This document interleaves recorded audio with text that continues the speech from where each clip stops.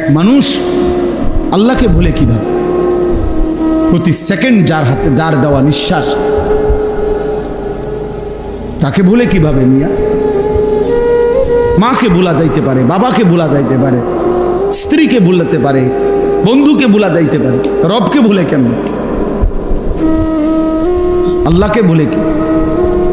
এই জন্য আল্লাহ বলছে মা গাররাকা বিরাব্বিকাল কারীম। আমার বান্দা বলো না আমার মতো দয়ালু মেহেরবান মালিক রব থেকে কে তোমাকে ভুলায় দিল? কে তোমাকে ভুলিয়ে দিল? কি এমন কারণ হলো বান্দা যে তুমি আমাকে ভুলে গেলে? আহ আল্লাহ এজন্য ফিকির করে, কেন নামাজ পড়বেন, কেন আল্লাহকে ডাকবেন, একটা বার মালিকের নাম বল। শুধু এই ফালতু কথা, শুধু গল্প। এই কিছু বয়স্ক লোকও আছেন আপনারা, এই যে বিকালে আসরের পরে যাইয়া চা দোকানে বসে রাতের 10টা পর্যন্ত এই চা দোকানে বসে 14 গোষ্ঠীর যত বদনাম গীবত পুরা এলাকার এই বসে বসে এগুলা বদ খাসলত। আর শুধু বিড়ি খাবে, একবার খায় বন, একবার চা, একবার বুট, একবার পেঁয়াজু, একবার আলুর চপ, আর এই ফালতু গল্প গল্প গল্প। কি বলেন এগুলো? আল্লাহ তাআলা এমন সুন্দর হায়াত দিছেন এই ফাজলামি করার জন্য, এই চা দোকানে শেষ করে দেওয়ার জন্য? বলে কি পরিমাণ বয়স্ক লোক চা দোকানে বসে থাকে? বলেন বলেন, ইনসাফ করে বলেন, কি কামটা কি? কাম আপনি তাসবিহ পড়েন, আপনি সুবহানাল্লাহ পড়েন বসে বসে। একবার সুবহানাল্লাহ পড়লে উহুদ পাহাড়ের চাইতে ভারী নাকি?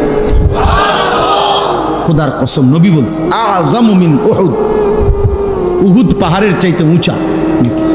একবার উহুদ পাহাড় মদিনা 8.5 কিলোমিটার লম্বা, 8.5 কিলো লম্বা উহুদ পাহাড়। কতটা উঁচা যে মসজিদে নববীর সীমানার থেকে দাঁড়াইলে এখান থেকে প্রায় 7-8 কিলো দূরে উহুদ পাহাড়, কিন্তু স্পষ্ট কি দেখা যায়? কতটা উঁচা, এত পরিষ্কার দেখা যায় পাহাড়টা, এত ভারী উহুদ পাহাড়। নবী সাল্লাল্লাহু আলাইহি সাল্লাম বলছে একবার আলহামদুলিল্লাহ পড়লে, একবার আল্লাহু আকবার পড়লে উহুদ পাহাড়ের চাইতে ভারী নেকি হয়। 100 বার কেউ সুবহানাল্লাহ পড়লে নবীজি সাল্লাল্লাহু আলাইহি সাল্লাম বলছে 100 গোলাম আজাদ করার সওয়াব। 100 বার আলহামদুলিল্লাহ পড়লে নবীজি বলছেন 100টা ঘোড়া আল্লাহর রাস্তায় দান করার সওয়াব হয়। 100 বার আল্লাহু আকবার পড়লে নবী সাল্লাল্লাহু আলাইহি সাল্লাম বলছেন 100 উট হজ্জের সময় মক্কার সীমানার মধ্যে কুরবানি করিলে যে সওয়াব, সেই সওয়াব। 100 বার লা ইলাহা ইল্লাল্লাহ পড়লে আসমান ও জমিনের ফাঁকা জায়গা নেকিতে পূর্ণ হয়েছে। বিশুদ্ধ হাদিস। বলে সুবহানাল্লাহ, বলেন আলহামদুলিল্লাহ, আল্লাহু আকবার, লা ইলাহা ইল্লাল্লাহ, আস্তাগফিরুল্লাহ, আস্তাগফিরুল্লাহ, আস্তাগফিরুল্লাহ, সাল্লাল্লাহু আলাইহি ওয়াসাল্লাম, সাল্লাল্লাহু আলাইহি ওয়াসাল্লাম।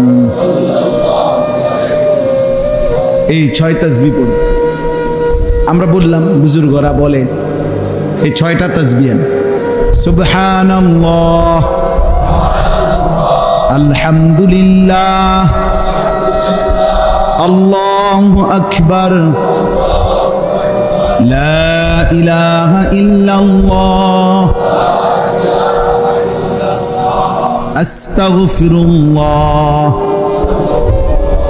সাল্লাল্লাহু আলাইহি ওয়াসাল্লাম। হইল নি 6টা? 6টা হইছে নি? এর মধ্যে 4টা আল্লাহ তাআলার তাসবিহ, একটা আমার নিজের জন্য গুনাহ মাফ চাইলাম, একটা রাসূলুল্লাহ সাল্লাল্লাহু আলাইহি ওয়াসাল্লামের উপর দুরূদ শরীফ পড়লাম। বাহ, কেমন সুন্দর হয়ে গেল বলেন। দুরূদ শরীফ পড়া দরকার নেই, তো এই যে পড়লাম। গুনাহ মাফ চাওয়া দরকার নেই, তো চাইলাম। আল্লাহরে ডাকা উচিত নেই, তো ডাকলাম। কেমন সহজ হয়ে গেল না? সুবহানাল্লাহ, আলহামদুলিল্লাহ, আল্লাহু আকবার, লা ইলাহা ইল্লাল্লাহ, আস্তাগফিরুল্লাহ, সাল্লাল্লাহু আলাইহি ওয়াসাল্লাম। এবার আপনারা কন, আমি চুপ থাক, কোন একটা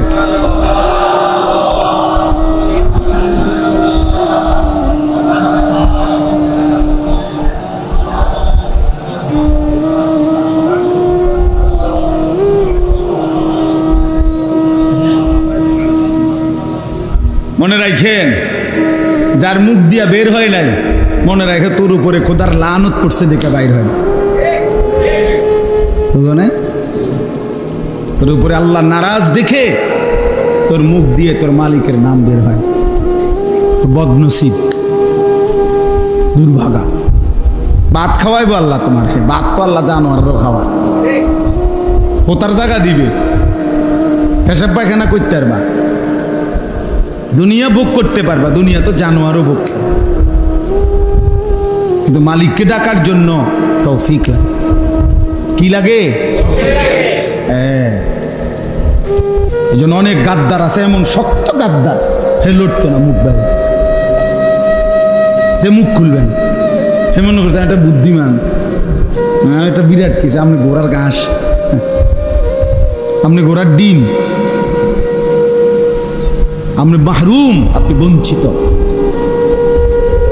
আপনি বদবখত, বেটা কম বখত, দুর্ভাগা। আল্লাহ আমাদেরকে হেফাজত করে। আল্লাহকে ডাকা অনেক বড় দৌলত, অনেক বড়, অনেক বড়। বুজুর্গানে দিন সরাসরি কিতাবে আছে। বুজুর্গানে দিন বলছেন, আল্লাহ তাআলা কে একবার ডাকলে আল্লাহ যখন এটা কবুল করে, খুদার কসম আল্লাহ দ্বিতীয়বার ডাকার তৌফিক। বুঝেন না হিসাবটা? প্রথমবার ডাকলে যখন আল্লাহ কি করে, সাথে সাথে বান্দাকে আবার কি করে, ডাকার তৌফিক। বারবার সে ডাকতে পারে, বারবার ডাকতে। এই জন্য এক নামাজ পড়ার পরে নিয়ম হইল, আরেক নামাজ পড়ার যখন আগ্রহ জাগে, তো বোঝা যায় পিছনের নামাজ আল্লাহ কবুল করছে, যেন পরের নামাজের জন্য আল্লাহ তাআলা চাহিদা, মনের আগ্রহ তৈরি করে দিছে। এই জন্য সকালের নাস্তা যখন কারো হজম হয়, তারই দুপুরের খানার চাহিদা হয়। দুপুরের খানা যখন হজম হয়, তারই রাত্রের খানার চাহিদা হয়। তাহলে বোঝা গেল রাত্রে খানার চাহিদা হয়েছে, পেটের ভোক লাগছে, মানে দুপুরের খানা হজম হয়েছে। ঠিক জোহরের নামাজ পড়তে মন চাইছে, তো এই যা প্রমাণ করে তার ফজর আল্লাহ কবুল করছে। আল্লাহ আমাদেরকে তৌফিক দান। বাকিগুলো আর ব্যাখ্যা না, শুধু তরজমা বলি। 2 নম্বর হলো ওয়া ইকামিস সালাহ, 5 ওয়াক্ত নামাজ। 5 ওয়াক্ত আল্লাহ বলছে তারাই কেবল মানুষ, যাবতীয় ব্যস্ততা যাদেরকে 5 ওয়াক্ত নামাজ ভুলায় না। এই জন্য যে নামাজ পড়ে না সে কোনো মানুষ না, বেনামাজি কোনো মানুষের আইটেমে পড়ে না। ওই চতুষ্পদ জন্তুদের একটা প্রকার। চতুষ্পদ জন্তু নিচি দিয়া 4 ঠ্যাং, আর ওর 2 হাত আর 2 পা মিল্লা 4 ঠ্যাং। এই জন্য আল্লাহ তাআলা বলছে মানুষ কেবল সে আল্লাহর জিকির যে ভুলে না, ওয়া ইকামিস সালাহ, 5 ওয়াক্ত নামাজ যে ভুলে না। 3 নম্বর ওয়া ইতাইজ যাকাত, প্রত্যেক বছর হিসাব করে যাকাত আদায় করতে যে ভুলে না। এক নিঃশ্বাসে একবার, এটাই সুন্নাত, এটাই রাসূলুল্লাহ সাল্লাল্লাহু আলাইহি সাল্লামের তরিকা। আমরা যেটা পড়ি এটা সুন্নাতের খেলাফ, নিয়মের খেলাফ। এক নিঃশ্বাসে পড়ে ফেলে 8-10 বার সুবহানাল্লাহ সুবহানাল্লাহ সুবহানাল্লাহ সুবহানাল্লাহ সুবহানাল্লাহ সুবহানাল্লাহ। এটা কি? এখানে 2 নম্বর কথা হলো শুদ্ধ পড়তে হবে। বা এটা কলকলার হরফ, সুব বা এটা কলকলা করতে হবে। হা এটা হলকের মধ্যখান থেকে উচ্চারিত হইতে হবে। সুবহানাল্লাহ করলে হা তো উচ্চারণ হয় না, এটা অশুদ্ধ। তো ইহ জীবনও এটা তাসবিহ হবে না।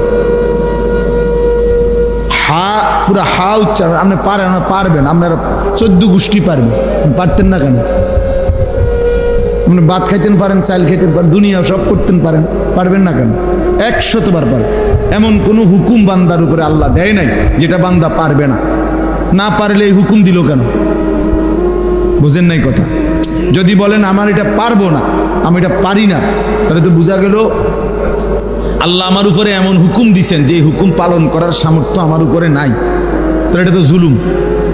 তা আল্লাহ তাআলা কি জুলুম করতে পারে? তো তাইলে আপনি এটা কেমনে বললেন যে আপনি পারেন না? আপনি শিখেন না, আপনি মস্ক করেন। কেউ 1বার পড়লে পারবে, কেউ 100বার পড়লে পারবে, কিন্তু পারতেই হবে, পারবে। এই জন্য এটা খেয়াল করা। হা পুরো স্পষ্ট বিশুদ্ধ উচ্চারণ হইতে হবে। শেষে আল্লাহ, শেষে একটা গোল হা আছে, ছোট হা। আল্লাহ মানে আল্লাহু। তো হুটারে শ্বাস ফেলাইলে হলো আল্লাহ। তো আপনি যদি শ্বাসে না ফেলান তাহলে তো হু কইতে হবে। তা আপনি তো নিঃশ্বাস ফেলান না। সুবহানাল্লাহি যদি নিঃশ্বাস না ফেলেন তাহলে এভাবে পড়তে হবে, সুবহানাল্লাহি সুবহানাল্লাহি সুবহানাল্লাহি, এমনি কইতে হবে। তা আপনি যেহেতু সাকিন করেন, তার মানেই হলো সাকিন করে শেষের অক্ষরে যখন নিঃশ্বাস ফেলে। বুঝছেন নি আমার কথা? যেমন কোরআন শরীফ আছে আলহামদুলিল্লাহি রাব্বিল আলামিন। এই যে আলামিন, এটা শব্দটা নুনের মধ্যে জবর, তাহলে মূলত হবে আলহামদুলিল্লাহি রাব্বিল আলামিনা। কিন্তু আপনি মিনা কেন করেন না? এই জন্য যে আপনি নিঃশ্বাস ফেলাইছেন, মানে এনে আপনি শ্বাস ফেলছেন, এই জন্য এখন শেষের অক্ষরটার মধ্যে কি বানাইলেন? সাকিন। তাহলে এখানেও তো আপনি নিঃশ্বাস ফেলতে হবে। সুবহানাল্লাহ, এখানে যদি আপনি নিঃশ্বাস না ফেলেন তাহলে হাটারে সাকিন বানাইলেন কেমনে? যদি নিঃশ্বাস না ফেলেন তাহলে তো হার মধ্যে জের দিয়ে পড়তে হবে। তো আপনি তো এটাও করেন না, দোনো দিক দিয়ে ভুল। এই জন্য সমাধান কি? সমাধান হলো নিঃশ্বাস ফেলতে হবে। বলে হুজুর এতদিন এটা শুনলাম না, আপনি শুনছেন, এটা আপনার দোষ, এটা আমার বিষয় নাকি? কথা বুঝেন না? আপনি শুনছেন না কেন? এটা কি আমার অপরাধ? তো তাহলে এটা আপনার বিষয়, আপনি বুঝবেন আপনি শুনছেন না কেন। দেশের কত আইনই তো আমি জানি না, তো এই কারণে কি আইন এটা আমার উপরে বাস্তবায়ন হবে না? বলেন, আমরা যে রাস্তায় চলি, গাড়ির অনেক আইন, এই পুলিশ ধরলে অনেক আইন কয়। হ্যাঁ, আমি যদি বলি না রে ভাই আমি তো এই আইন জানি না, হে বলবো আচ্ছা তো ঠিক আছে, আপনি যেহেতু আইন জানেন না জানগা নাকি, এটা বলবে হ্যাঁ পুলিশে। সে বলবে আপনি আইন জানেন না কেন? আপনার না জানাটা এটা আপনার অপরাধ, আমি না জানা আমার অপরাধ। এই জন্য এটা খুব খেয়াল। অনেক মুসলমান আপনারা যারা তাসবিহ পড়েন অশুদ্ধ তাসবিহ পড়ে মাশাআল্লাহ, কিন্তু পরে এটারে মেশিনের মতো সুবহানাল্লাহ সুবহানাল্লাহ সুবহানাল্লাহ সুবহানাল্লাহ সুবহানাল্লাহ, কিচ্ছু হয় না। এটা হা উচ্চারণ না হলে তো তাসবিহ হয় নাই। শেষের গোল হাটা সাকিন করতে হবে এবং প্রত্যেকবারই নিঃশ্বাস ফেলতে হবে। যদি বলেন সময় বেশি লাগে, এমনি পড়লে হুজুর সময় লাগবে অনেক, সময় আপনার আব্বার নেই, তাহলে অসুবিধা কি? কার সময়? তো আল্লাহর সময় আল্লাহর জন্য ব্যয় হইলে আপনার সমস্যা কি? সময় যদি আপনার বাপের সম্পত্তি হইতো তাইলে না আপনি আটকায় রাখতেন।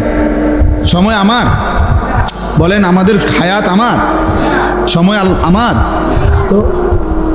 তো যার দেওয়া সময় তার জন্য বেশি ব্যয় হবে, অসুবিধা কোথায়? তাইলে আল্লাহ যা আপনারা আমার সময় হায়াত দিছেন এটাই তো শুকর। তিনি যদি 50 ওয়াক্ত নামাজের বিধান রাখতেন কি করতেন? বলেন আল্লাহ তাআলা এই বিধান দিছিল কিনা? হ্যাঁ, তো তাহলে সেটা থাকলে এখন কাজ করতেন কখন? বলেন কিভাবে কাজ করতেন? তো সারাদিন মসজিদেই থাকতে হইতো। এই জন্য সময় বেশি লাগে এটা কোনো কারণ না, আমি পারি না এটাও কোনো কারণ না, আমি আগে শুনি নাই এটাও কোনো কারণ না। এখন শুনছেন, এখন ঠিক করবেন। যেদিন শুনছেন এদিন শুধরাইলো আর তওবা করলে যে আল্লাহ আমার ভুল হয়ে গেছে, আমি বুঝি নাই, আপনি আমারে মাফ করে দেন, এখন থেকে ঠিক করব, তো আল্লাহ বলবেন যা ঠিক আছে বান্দা, পিছনেরটা মাফ করে দিলাম। কিন্তু গাঁট তেরামি করলে বেটা নতুন নতুন হুজুর আইয়া লম্বা লম্বা কথা কয় বেটা, হ্যাঁ বাতাসে বুড়ো হইছিনি তোমরা, হ্যাঁ অনেক আছে এরকম মাতবরি করে, আমনে মাতবর চাচা, আপনি মনে রাখেন আপনি টাঙ্গাইয়া ফিটবে, টের পাইবেন কবরে গেলে না, ফেরেশতা যখন আপনার টানাইয়া ফিটবে তখন না বুঝবে না আরে বাতিজা তোমার কথাই তো ঠিক আছে।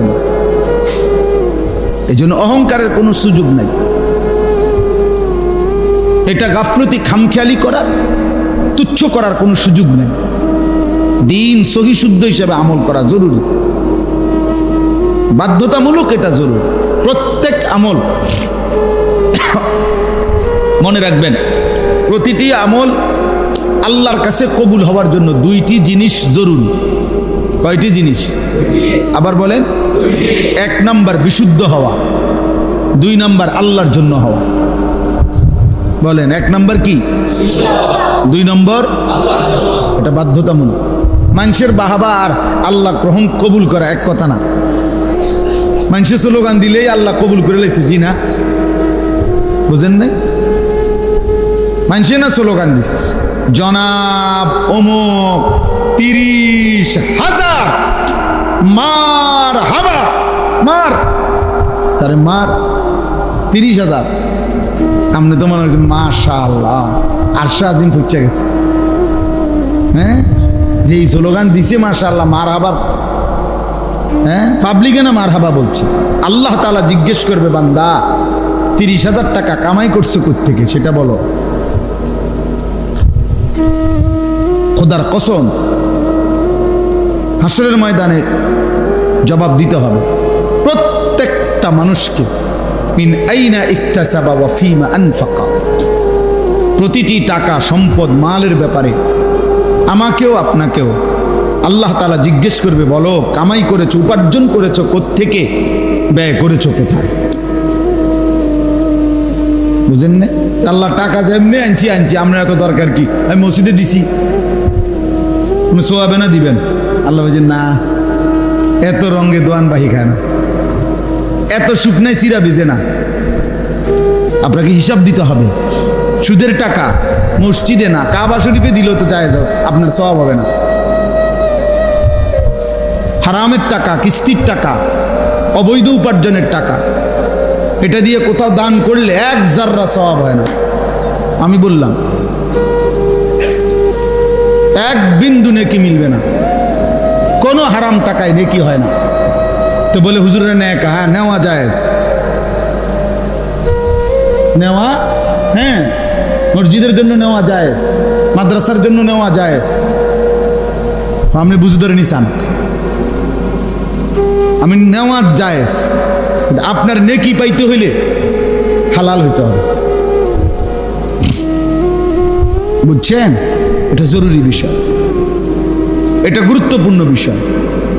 আল্লাহ নবী সাল্লাল্লাহু আলাইহি ওয়াসাল্লাম বলছেন, ওয়ালা সাদাকাতুম মিন গুলুল, অবৈধ হারাম ভাইয়া আমি কিচ্ছু দিতে বলিনি, নিজে নিজে চালাকি করার কি দরকার, একটার পর একটা আনতেছে, এটা হাতের বাড়ি খাইয়া পড়ে যাবে একটু পরে।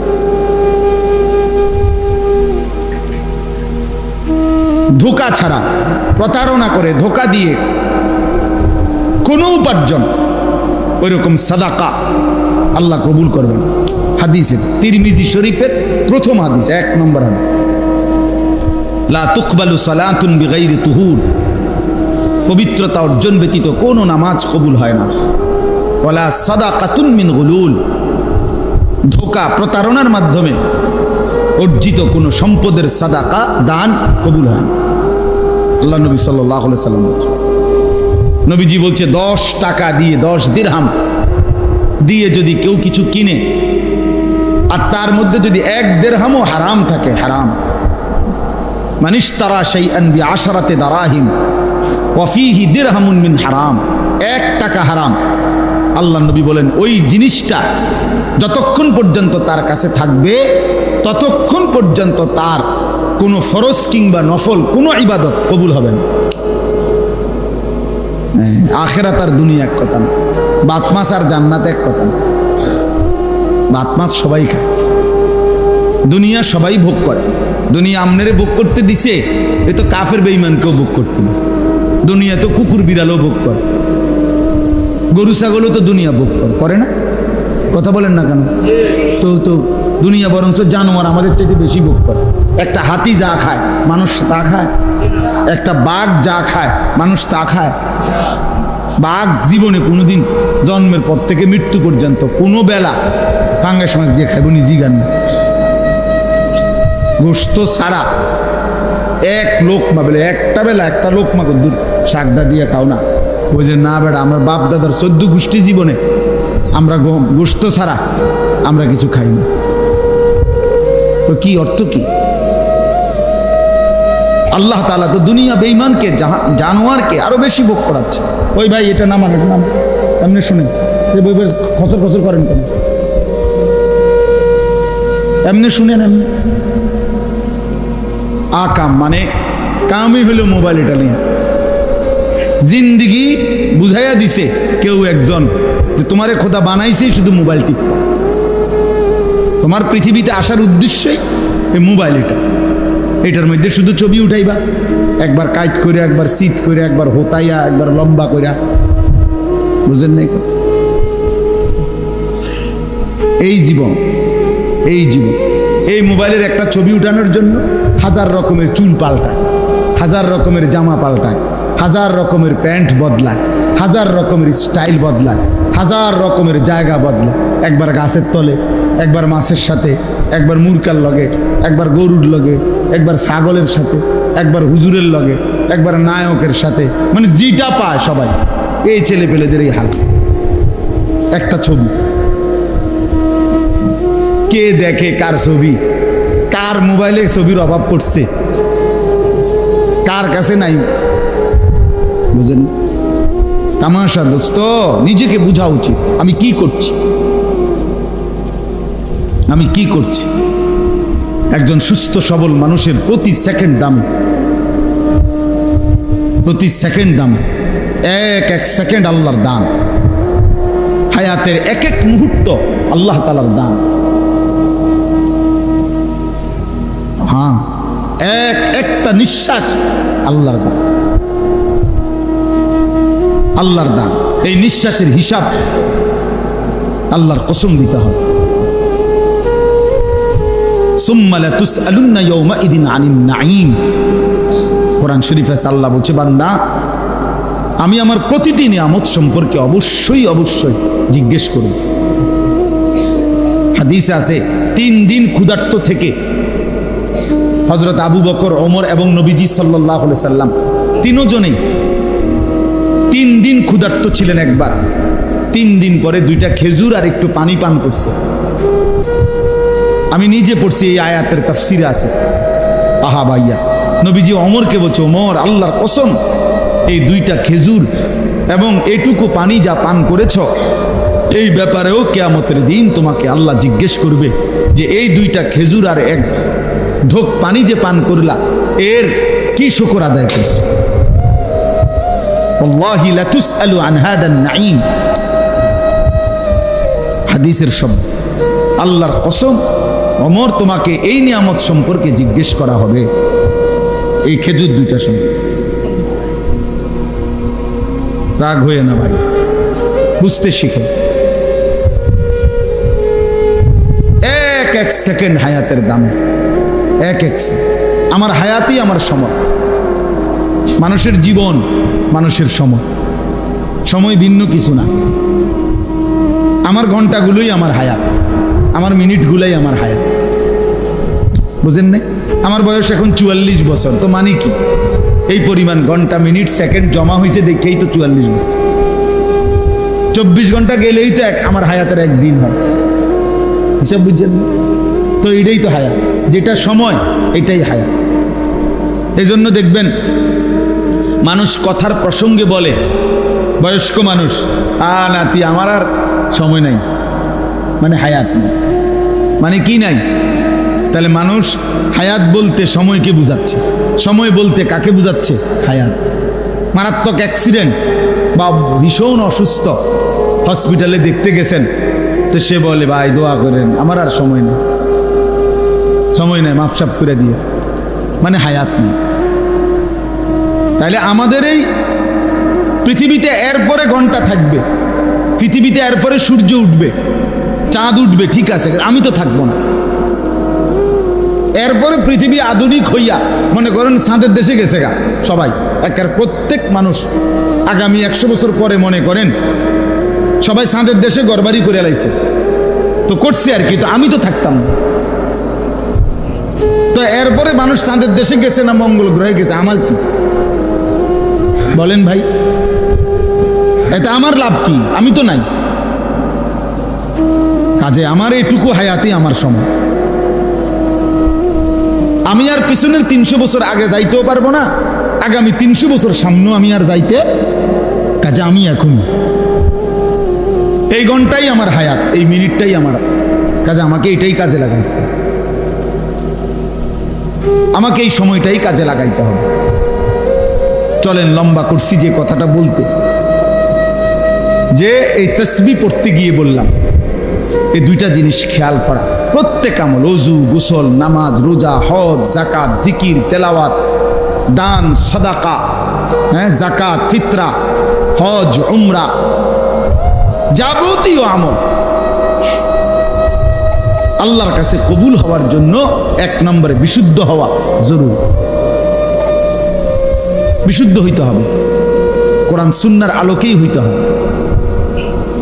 আপনাকে খেয়াল করতে হবে যে নবীজি সাল্লাল্লাহু আলাইহি সাল্লাম নামাজের মধ্যে সূরা কেরাত পড়ছেন, তিনি এভাবে নিয়ে পড়ছেন, আপনি যেমনে কোন তো তাহলে তিনি শিখালেন, আপনি এটা আজীবন আপনি ভুল পড়ে যাবেন, তো নবী শিখানোর সার্থকতা কি? নবীজি যে সাহাবাদেরকে শিখাইলেন, এটার ফায়দাটা কি ভাই বলেন? কথা বুঝছেন না আমার? আপনি তো এটা গ্রহণই করলেন না, আপনি তো এটা পাত্তাই দিলেন না। তো রাসূলুল্লাহ সাল্লাল্লাহু আলাইহি সাল্লাম 23 বছরে মেহনত করলেন, তো এর ফায়দা কি বলেন? হাদিসে আছে, সাহাবাই কেরাম বলছেন আমাদেরকে নবীজি সাল্লাল্লাহু আলাইহি সাল্লাম একটা একটা শব্দ করে শিখাইতেন। হযরত আব্দুল্লাহ ইবনে মাসউদ বলেন, নবীজি আমাকে হাতটা দিয়ে দেন, এইভাবে হাত ধরে এইভাবে বলছেন আব্দুল্লাহ ইবনে মাসউদকে, বলো আল্লাহুম্মা ইন্না নাস্তাঈনুকা, বলে ওয়া নাস্তাগফিরুকা ওয়া নু'মিনু বিকা, এইভাবে শব্দে শব্দে শিখাইছে। উনি বলছেন আমার হাত ধরে একটা একটা শব্দ করে করে নবী আমাকে কি করছেন? কি? হযরত আব্দুল্লাহ ইবনে আব্বাস রাদিয়াল্লাহু তাআলা আনহুমা বলেন, বুখারীর হাদিস, তিনি বলেন রাসূলুল্লাহ সাল্লাল্লাহু আলাইহি ওয়াসাল্লাম কোরআন শরীফ নাজিল হলে জিব্রাইল থেকে যখন শুনতেন, তো জিহ্বাটা কিভাবে নাড়াইতেন, আমি তোমাদেরকে রসুল থেকে আমরা এটাও শিখছি, এখন আমি তোমাদেরকে নাড়াইয়া দেখাচ্ছি যে নবী জিহ্বাটা নাড়াইতেন কেন, জিহ্বাটা কেমনে নাড়াইতেন, ওইটাও তোমাদেরকে দেখাইতেছি। কি পরিমাণ অনুসরণ করছেন ওনারা, খেয়াল করে দেখেন কি পরিমাণ খেয়াল করছেন ওনারা, কষ্ট করছেন, খামখেয়ালি। 14 বছরের সাহাবী হযরত জুনদুব ইবনে আব্দুল্লাহ রাদিয়াল্লাহু তাআলা আনহু বলেন, আমরা নবীজি সাল্লাল্লাহু আলাইহি সাল্লামের কাছে কিশোর বয়সেই আমরা রাসূলুল্লাহ সাল্লাল্লাহু আলাইহি সাল্লামের কাছে আসলাম, এসে নবীজির কাছে তাআল্লামনাল ঈমান, ঈমান শিখলাম, সুম্মা তাআল্লামনাল কুরআন, অতঃপর কোরআন শিখো। 14 বছর বয়সে সাহাবারা নবীজির কাছে থেকে কোরআন শিখছেন, ঈমান শিখছেন। হযরত মালিক ইবনুল হুয়াইরিস রাদিয়াল্লাহু তাআলা আনহু, এক সাহাবী, উনি বলেন আমরা এই নওজোয়ান নবীজির কাছে আসলাম কয়েকজন, 20 দিন নবী সাল্লাল্লাহু আলাইহি সাল্লামের কাছে ছিলাম, থেকে আমরা অজু গোসল নামাজ শিখলাম, ঈমান শিখলাম, কোরআন শিখলাম। 20 দিন পরে নবীজি আমাদেরকে বললেন, তাহলে এখন তোমরা তোমাদের মহল্লায় ফিরে যাও, গিয়ে তারপরে তোমরা বাকিদেরকে দিন শিখাও।